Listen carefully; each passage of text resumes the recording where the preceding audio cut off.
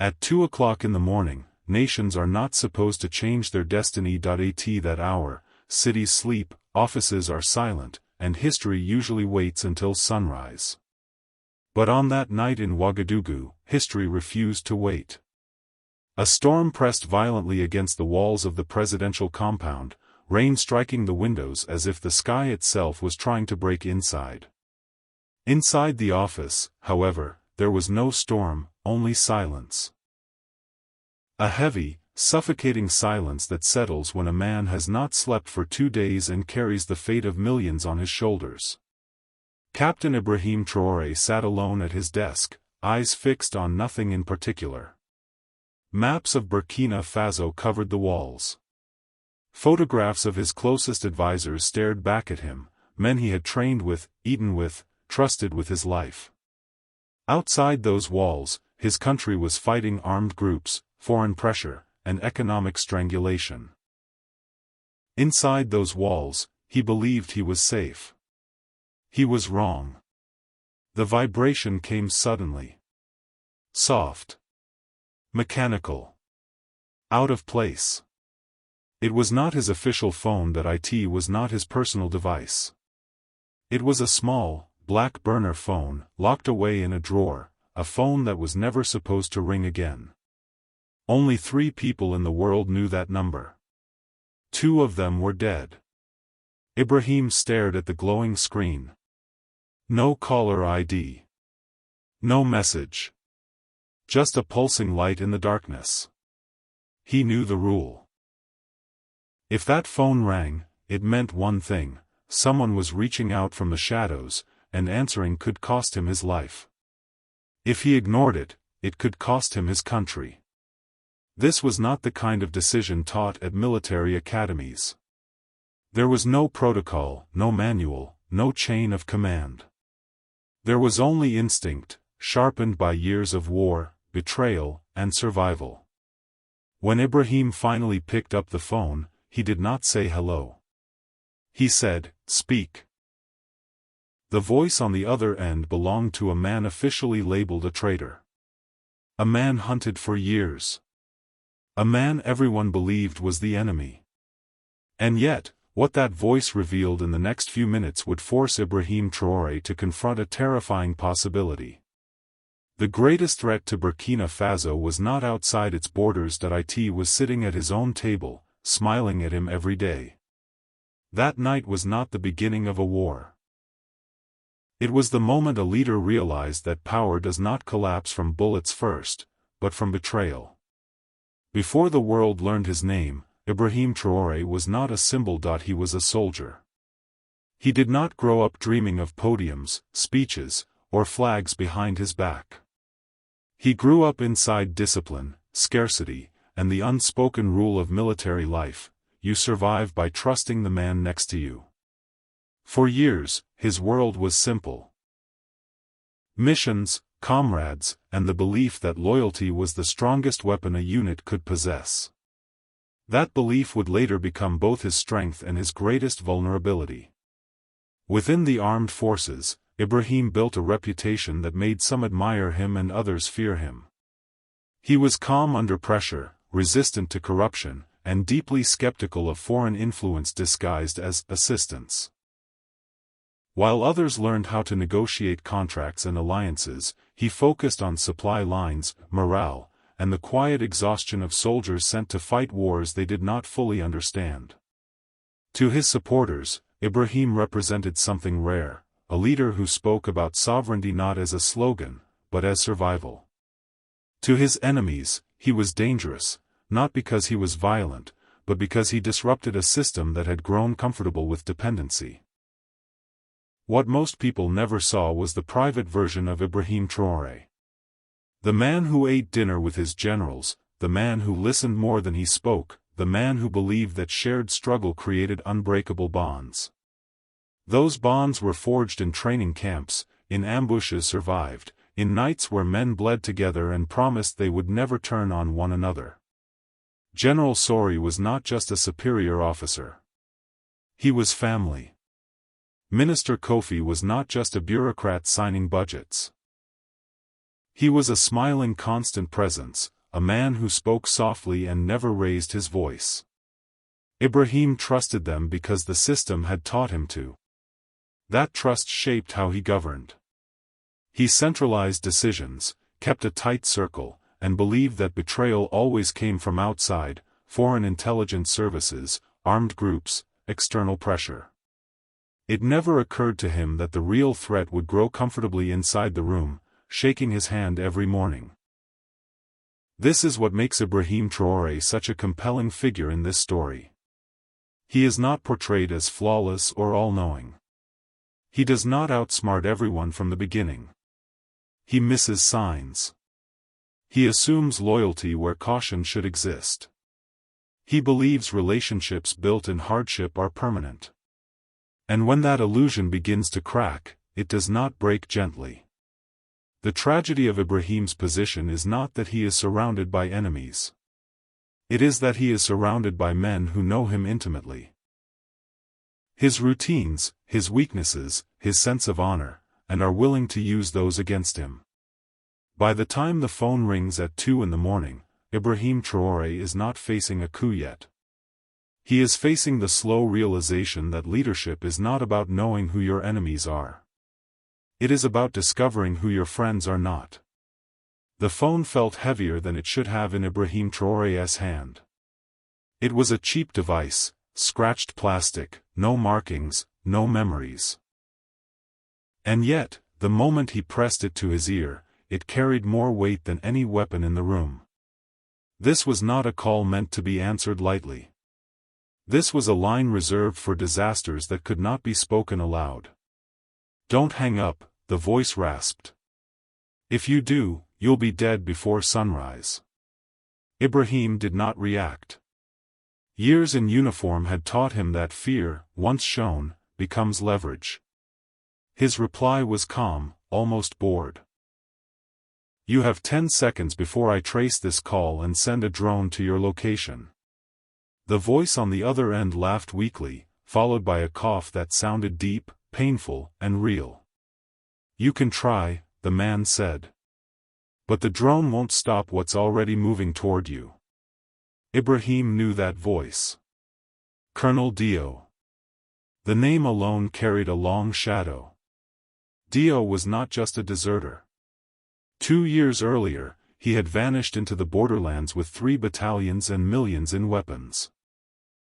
He became a ghost, appearing in intelligence briefings, whispered about in military circles, blamed for defeats and chaos. To the public, he was a traitor. To the army, he was unfinished business. And now he sounded afraid. "I didn't call to threaten you," Dio said quietly. "I called because I'm the only one left who can save you." The line between trap and truth blurred instantly. Ibrahim leaned back in his chair, eyes fixed on the ceiling. This was exactly how psychological warfare began. Seed doubt, fracture trust, let paranoia do the rest. Dio knew that. Which meant either this was a calculated move, or the situation was far worse than Ibrahim imagined. "Talk fast," Ibrahim said. "Why shouldn't I end you right now?" "Because the enemy isn't me anymore," Dio replied. "I've been hiding. Watching. I've seen the shipments. I've seen the money move. There's a coup coming, Ibrahim. And it's not from rebels. It's not from foreigners. It's coming from your own table." That sentence landed like a blade. "From your own table." Dio continued, his voice tightening with urgency. "They tried to kill me too. I took something before I ran. Proof. I sent it to you." "What proof?" Ibrahim demanded. "Check the delivery gate. 5 minutes ago. Wrapped in a mechanic's rag." The line went dead. No dramatic farewell. No instructions. Just silence. Ibrahim stared at the phone long after the call ended. Every instinct told him this was manipulation.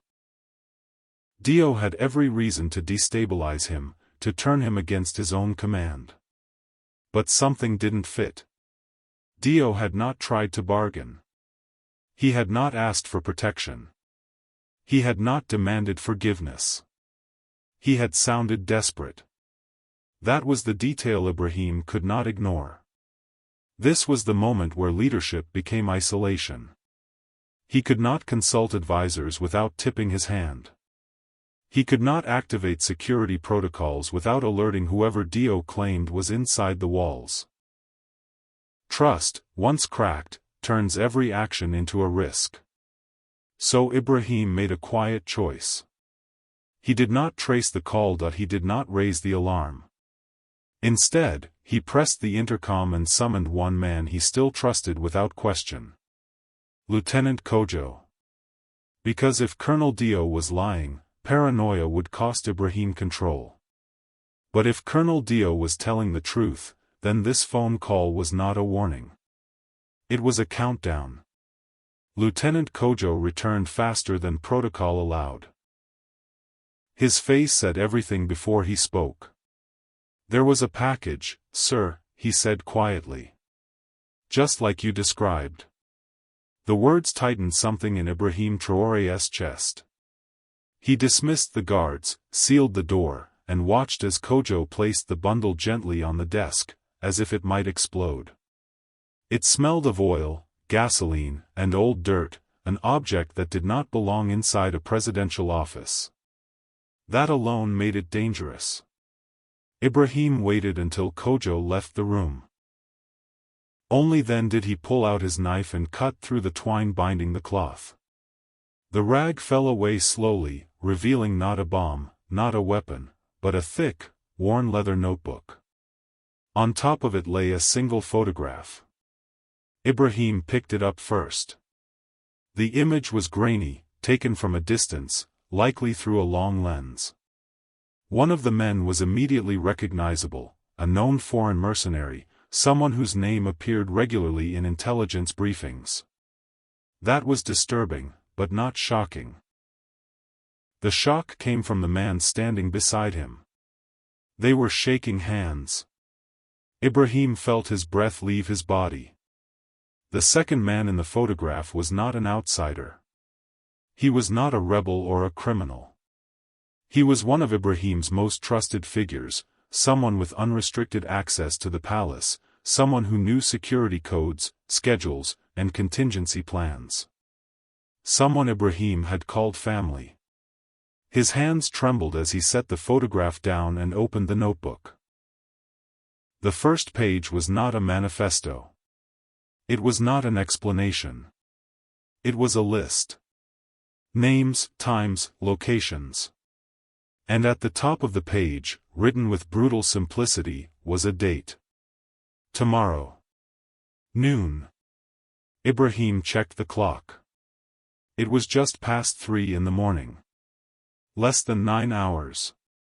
As he turned the pages, the scope of the plan became clear. This was not a spontaneous power grab. It was meticulous. Layered. Designed to create chaos, then control the narrative that followed. Military movements disguised as security operations. Civilian targets framed as collateral damage. A country pushed into panic so that order could be restored by new hands. Hands that had already signed the contracts. What broke Ibrahim was not the scale of the betrayal, it was its intimacy. This plan had been written by someone who knew how he thought. Someone who anticipated his reactions. Someone who understood how deeply he trusted those closest to him. Every page felt like a mirror turned against him, reflecting assumptions he never questioned. Then the lights went out. Not a flicker. Not a partial blackout. Total darkness. For a moment, Ibrahim did not move. The presidential compound had multiple backup generators. For all of them to fail at once meant only one thing: the system had not been attacked from outside. It had been shut down from within. In that darkness, the truth settled heavily in Ibrahim's chest. Colonel Dio had not exaggerated, the betrayal was real, and it was already in motion. The palace, once a symbol of authority, had become a trap. Every hallway, every guard post, every familiar face now carried uncertainty. Whoever was behind this did not need to storm the gates. They already held the keys. Ibrahim closed the notebook and slipped it inside his jacket. At that moment, leadership was no longer about commanding forces or issuing orders. It was about survival long enough to stop what was coming. Because once the truth is written down, there is only one question left. Will anyone live long enough to read it? Darkness changes the meaning of power. Inside the presidential compound, darkness was never supposed to exist. The building was designed with redundancies, 3 independent backup generators, protected circuits, alarmed control rooms. A total blackout was not an accident. It was a message. Ibrahim Traoré stood still in the pitch-black office, one hand resting on his pistol, the other pressed against the desk where the notebook had been moments earlier. He did not move. He did not speak. He listened. In the absence of light, every sound became suspicious. The distant echo of boots. A door opening somewhere down the hall. The hum of electronics dying one by one. If an assassination team was moving, this was how it would begin: confusion first, bullets second. The door burst open. Ibrahim raised his weapon instinctively, finger tightening on the trigger. "Captain, don't shoot." The beam of a flashlight cut through the darkness, blinding him for a second. Lieutenant Kojo stepped inside, breathing hard, sweat visible even in the dim light. "Sir," Kojo said, struggling to keep his voice steady. "The main grid is down. The backups are offline. Communications are jammed. We are completely blind." That was confirmation. This was no coincidence. This was not a failure. It was coordination. Ibrahim lowered his weapon slowly. In the narrow cone of Kojo's flashlight, the photograph lay on the desk where it had fallen earlier. The face in the image seemed almost alive now, mocking, confident, untouchable. "This building is no longer secure," Ibrahim said quietly. Kojo swallowed. "Sir, what are your orders?" For the first time that night, Ibrahim hesitated. Every protocol demanded lockdown. Every instinct demanded resistance. But the notebook in his jacket told a different story. If the traitor controlled palace security, then calling reinforcements would only expose loyal men to ambush. If he stayed, he would be surrounded by forces that answered to someone else. The palace was not a fortress anymore. It was a cage. "We leave," Ibrahim said. Kojo stared at him. "Sir?" "Not as soldiers," Ibrahim continued. "Not in a convoy. Not with flags or sirens." He crossed the room to a small closet rarely used, pulled it open, and retrieved a worn duffel bag. Inside were civilian clothes, jeans, a faded shirt, a baseball cap. He tossed a second set to Kojo. "Change," Ibrahim said. "Now." Kojo understood immediately. Shock gave way to resolve. In that moment, rank mattered less than survival. As they stripped off uniforms that represented authority, Ibrahim felt something unfamiliar settle over him. Without insignia, without guards, without visibility, he was no longer protected by power. He was protected only by anonymity. Outside the office, the compound was descending into chaos: shouted orders, running footsteps, confused soldiers trying to restore systems that had already been betrayed. Ibrahim and Kojo moved in the opposite direction, slipping down a back stairwell reserved for cleaning staff. Each step away from the office felt like betrayal of its own kind. But leadership, Ibrahim realized, sometimes means knowing when staying is suicide. The truth was no longer safe inside the walls. And if the truth died with him, the country would follow. They were almost free. The service tunnel spat Ibrahim and Lieutenant Kojo out into a narrow alley behind a sleeping market district. The air smelled of damp concrete, rotting fruit, and fuel from small generators humming through the night. For the first time since the blackout, Ibrahim allowed himself a controlled breath. Outside the palace walls, he was no longer a target pinned to a map. He was just another man in the dark. "We made it," Kojo whispered, adjusting the cap pulled low over his face. "Not yet," Ibrahim replied. The words had barely left his mouth when headlights flared at the end of the alley. A black SUV slid to a stop, blocking their path with surgical precision. Doors opened. Not soldiers. Not guards. A woman stepped out. She wore a business suit that did not belong in this place, her eyes scanning the shadows with panic barely held in check. "Captain Traoré," she hissed. "Get in. Now." Ibrahim's hand moved to the pistol hidden beneath his shirt. He recognized her instantly. Amina. General Sori's personal secretary. The irony was sharp enough to cut. Of all the people who could have found him, it was someone who had never carried a rifle, never commanded troops, never appeared in intelligence reports. "Why should I trust you?" Ibrahim asked, the barrel of the gun steady, unforgiving. Amina swallowed. "Because I know where the general is," she said. "And because the plan has changed." Those 4 words shattered the fragile timeline Ibrahim had been holding on to. "What do you mean, changed?" he demanded. "They know you left the compound," Amina said quickly. "The attack is no longer scheduled for noon. It starts in 20 minutes. 20 minutes. Ibrahim felt the ground tilt beneath him. Every calculation in the notebook assumed hours, not minutes. Evacuation plans. Countermeasures. Warnings. All of it evaporated instantly. "If we wait," Amina continued, her voice breaking, "people will die. Hundreds of them."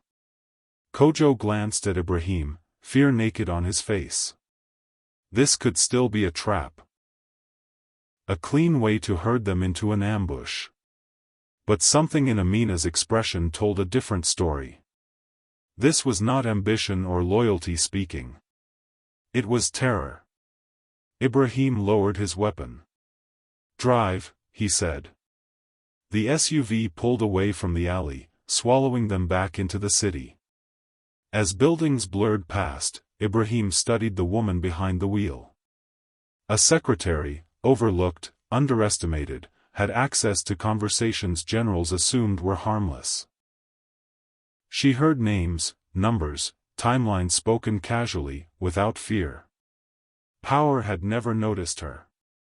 That was why she survived long enough to see the truth. As the city lights thinned and the road grew darker, Ibrahim realized something deeply unsettling. The coup was no longer theoretical, the countdown had accelerated. And the fate of the country was now riding in a vehicle driven by someone no one ever suspected. The city thinned as they drove. Streetlights gave way to darkness, paved roads turned to cracked concrete, then to dirt. The SUV rattled as it entered District 9, the iron slums.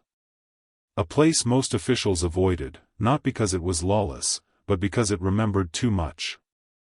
Ibrahim Traoré recognized the streets instantly. This was where his first unit had been ambushed years earlier. Where friends had died screaming his name. Where promises had been made to ghosts that never answered back. Returning here felt less like movement and more like confession. "This is where you're taking us?" Kojo asked, gripping the door. Yes, Amina said softly. It's the only place the satellites do not see clearly. And it's where he is waiting. The SUV skidded to a halt in front of a skeletal concrete structure, an abandoned textile factory, bombed out and forgotten. The building stood like a rib cage against the night sky. Get out, Amina said. Keep your weapons down. If you raise them, you won't leave. From the shadows, figures emerged. Men. Armed. Wounded. Exhausted. At their center stood a limping figure in a torn uniform. Colonel Dio. For a moment, no one spoke. The air between Ibrahim and Dio was heavy with history, years of bloodshed, propaganda, and hatred compressed into a few silent seconds. You look terrible, Ibrahim said finally. Dio smirked faintly. And you look like a mechanic. But at least